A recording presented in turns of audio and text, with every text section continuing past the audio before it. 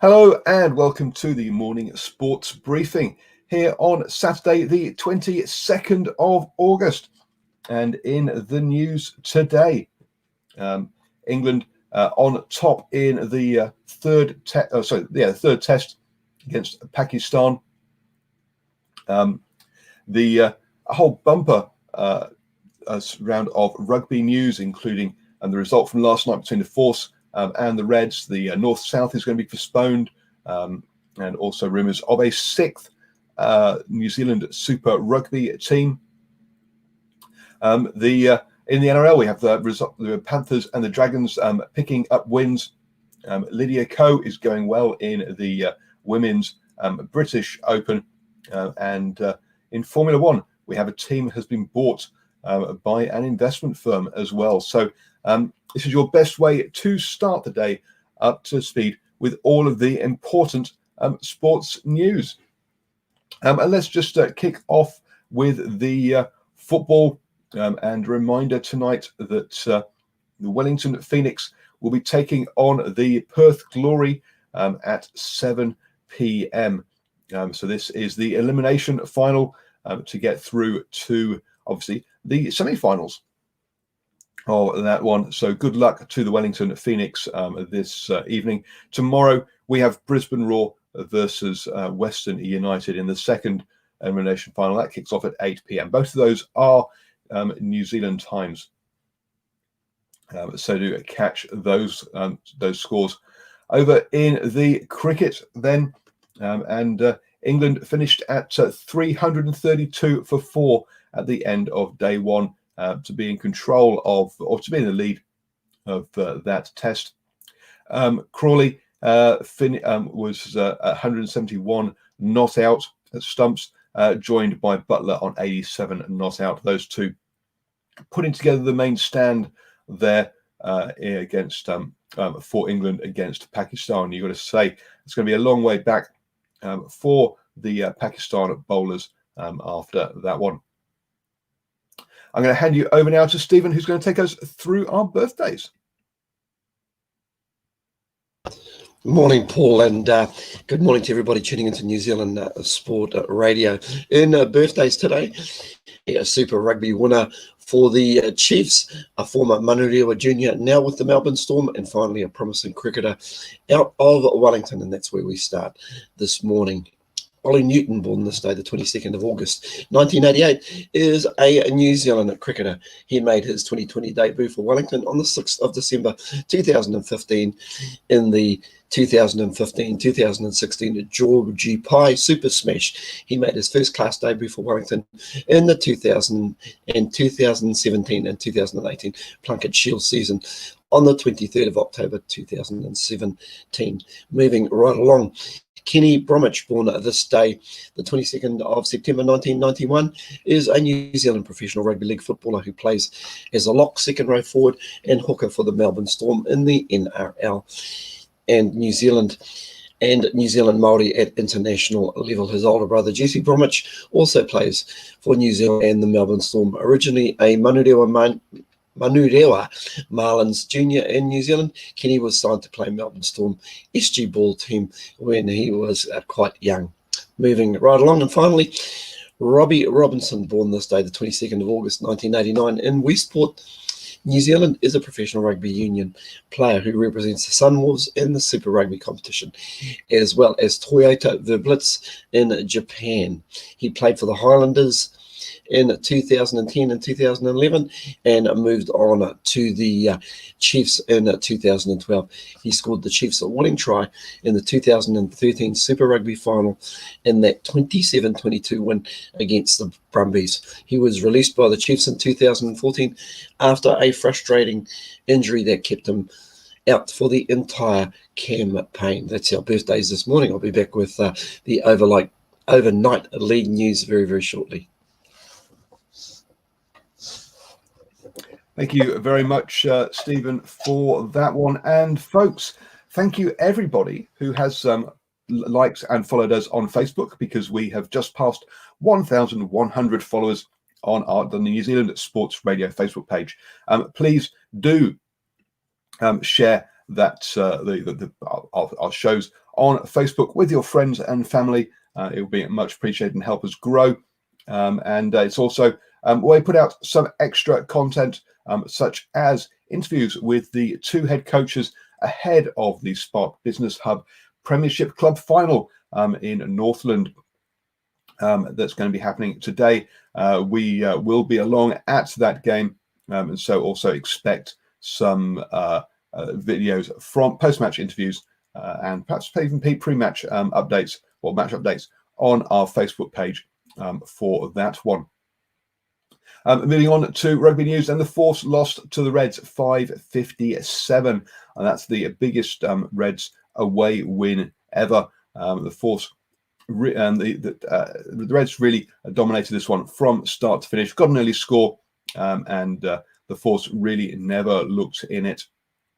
Struggling to get over the gain line, the Force really didn't look like scoring apart from when they got when the Reds messed up the restart on half time, allowing the Force to set up a line out deep in their 22 to maul it over. The Reds really started to run rampant in the second half with some lovely play as the Force tired. But coming back to this side of the ditch, the North-South game has been postponed 1 week to the 5th of September. And New Zealand Rugby have said that will not get postponed again. It will happen then, or it won't happen at all, because the following weekend is when the Mitre 10 Cup kicks off.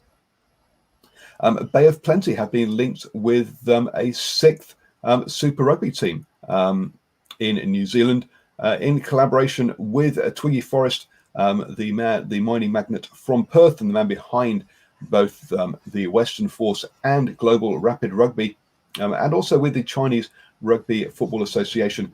Now, the Bay of Plenty had collaborated with China around putting together a team for the Global Rapid Rugby.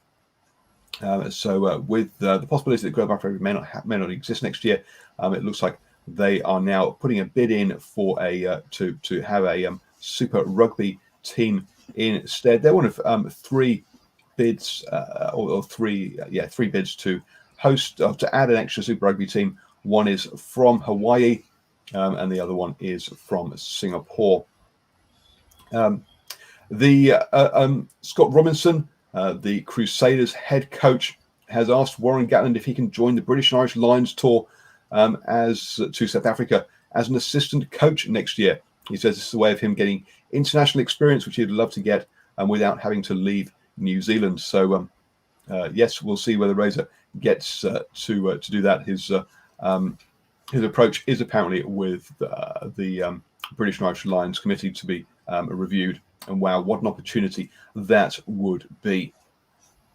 The RFU have reportedly made JP Doyle redundant. He is one of their professional referees. So it was a 10-strong unit, and looks like that has now dropped down to 9. This is part of the £107 million losses that the RFU face, and they're looking at making 139 jobs redundant across the organisation. So things definitely in trouble over in England. And when you put in light that New Zealand Rugby has managed to guarantee the final 2 payments to the provincial unions for 2020, which is obviously good news. It does come with a caveat that they will be reduced payments, unfortunately, with a maximum reduction of 15%. Across the 26 provincial unions, but it's going to depend on how the various unions' income has been impacted. It's not a straight 15% cut across all of them. It's a varied cut depending on how COVID has impacted the provincial unions. So good that those 2 payments have been guaranteed. Normally, New Zealand Rugby gives out approximately $30 million annually to the provincial unions. The Premiership Rugby is into second round after the COVID lockdown, Exeter have just beaten Sale at 22-32. Gloucester and Bristol is underway at the moment. Bristol leading by 19 points to nil there. And Wasps Worcester, again, the away side leading there 14-3. The Pro 14 has also kicked off this weekend. Treviso are currently trailing Zebre 6-10 over there. The way that the Pro 14 is going to finish up is 2 rounds of derby games and then straight into the semi-finals. I'm now going to hand you over to Stephen for the sport that just keeps on giving. It's our NRL update.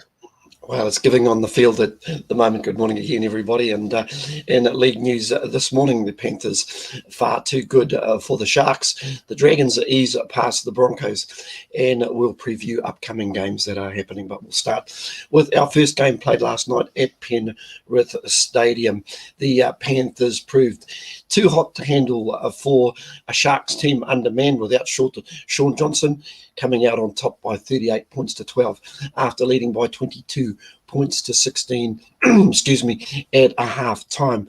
The Panthers in total scored 7 tries, with the Broncos scoring one first half try to Jesse Raymond, and before Connor Tracy added a try with 6 minutes before the end to add a bit of respectability for the Sharks. The Penrith Panthers now sit very much ensconced at the top of the table with a 3-point lead. That full list of tries going to Crichton, Martin, Luai, Naden, Kikau and Mansour, who scored a double, scoring his second try in the 63rd minute. The rest of the points coming via way of the boot of Nathan Cleary, who's been in very hot form in 2020. So that final score again, Panthers 38, Sharks 12. We move on to the second game. Now the St. George Dragons eased past the Broncos 28-24 at a Suncorp Stadium last night after they led by 18 points to 12 at a half-time. Both sides scoring 4 tries apiece, with Michaeli Ravalawa picking up a double, scoring in the 30th minute and the 57th minute. The Dragons started in had the perfect start, scoring after 2 minutes to Josh Kerr and Corey Norman to give them their 4 tries for the night. The rest of the points coming via way of the boot from Zach Lomax, who kicked 3 conversions, and the difference here being the 4 penalties that he kicked. For the Broncos, it was a much improved performance, especially being down 12-0 so early. They scored 4 tries of their own. They hit back in the first half with tries to Richard Kenna and Corey Pakes, and scored tries in the second half to Katoni Staggs and Tom Deirdren to set up a grandstand finish, but it was a Zach Lomax penalty in the 80th minute, which pretty much killed off the Broncos' hopes. Katoni Staggs points also, he kicked 4 goals off the boot as well. That final score again leaves the Dragons at 18, the Broncos 12. It also gives the Dragons an outside chance by taking them to 12 points on the table, although they are still 2 wins outside the top 8, so they will need some results to go their way. We'll have a quick look at today's games happening. Our first game this afternoon from 5 p.m. New Zealand time is the Gold Coast Titans. They are hosting the Canberra Raiders. In our second game, the West Tigers are hosting the Roosters. That's from 7:30 p.m. at Leichhardt Oval. That's the West Tigers' home ground, which they don't always use a heck of a lot. So great to see them taking it home.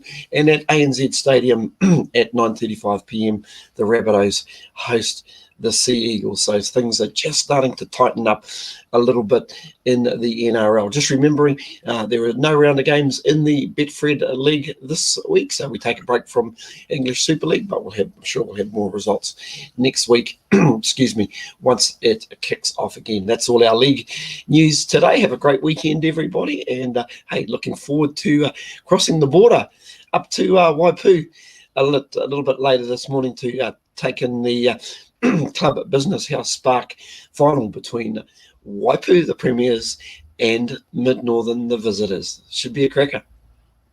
It should be, and don't worry, folks, we have followed all the correct processes and got sign-off to do that. We're not smuggling ourselves across the border in any in any sort of little tunnels or anything like that. Don't worry. So thank you, Steve. So follow us on our Facebook page for updates from that game from the Northland Club final. Today kicks off at 2:15 New Zealand time, and you can watch that game streamed on Facebook. Check out their Facebook page. Unfortunately, it is behind closed doors. Moving on then to the golf. And Amy Olsen, who took a big lead in the Women's British Open when she shot 67 in the first round, had a shocker in round 2 when she shot 81, which meant that she finished the second round and tied 33rd at 6 over.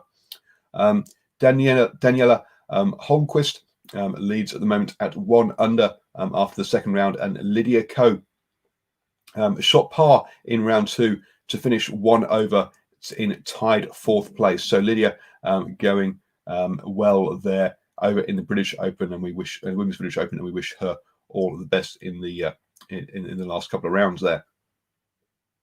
Moving on to the NBA, and yesterday we saw the Heat beat the Pacers to take a 2-0 lead in their finals series. Unfortunately, the Thunder lost out to the Rockets 98-111. Steve Adams' team going down 2-0 in that finals in that series. The Bucks beat the Magic, and the Lakers beat the Trailblazers to even up both of those final series at 1-1.